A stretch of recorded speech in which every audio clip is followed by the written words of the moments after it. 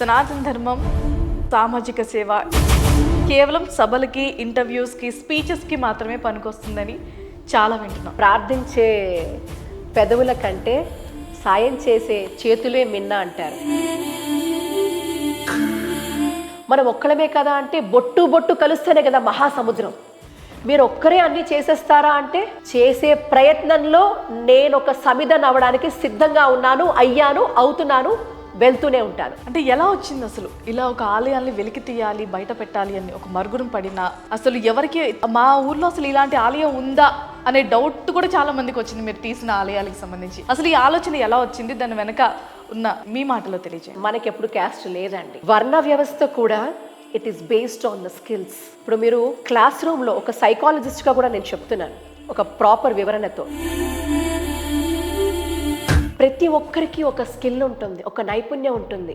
మీరు చేసే పని నేను చేయలేను. ఒక ఓల్డ్ సిటీ అనగానే ఒక భయం అనేది ఏర్పడుతుంది ఖచ్చితంగా ఎవరికైనా. అది అలాంటి భయం నిజంగా మీకు ఏమైనా కలిగిందా? ఆ ఏరియాలోకి వెళ్ళినప్పుడు ఆలయాల కోసం పురాతన ఆలయాన్ని వెలికి తీసే పనిలో ఎలాంటి బాడీ గార్డ్స్ కూడా ఉన్నారా? నన్ను కూడా ఇలా ఒక ప్రశ్న రీసెంట్ టైంలో అడిగారు, మేడం జీ క్యా బాడీ గార్డ్ నే లేంగే అని ఒకళ్ళు అన్నారు అక్కడ ఉన్నవాళ్ళు. నేను అన్నా జబ్ గాడ్ హే గాడ్ కి జరూరత్ నహీ హే అని. మీరు ఏ ఆలోచనతో ముందుకెళ్తున్నారో, మీ ఆలోచనలో నిస్వార్థం ఉంటే, మీ ఆలోచనల్లో అంకిత భావం ఉంటే, మీ ఆలోచనలో పవిత్రత ఉంటే, మీరు చేసే పనిలో అకుంఠిత దీక్ష ఉంటే మీకు మార్గం సులభంగా ఆ పరమాత్ముడే ఇస్తాడు. 60 కోట్లకు సంబంధించి ఒక ఆలయానికి సంబంధించిన ల్యాండ్ కబ్జా ల్యాండ్ని మీరు వెలికి తీసి బయటపెట్టారు. దాని విలువ అక్షరాల 60 కోట్లు.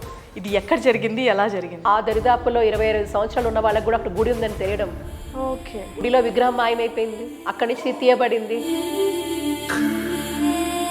25 సంవత్సరాలు ప్రగాఢంగా కోర్టు కేసులో నన్ను అలిగింది. ఈ ధైర్యం మీ కుటుంబం స్వాతంత్ర సమరయోగానికి దగ్గరగా, అంటే ఆ కుటుంబం నుంచి వచ్చిన వాళ్ళుగా మా అందరికీ తెలుసు.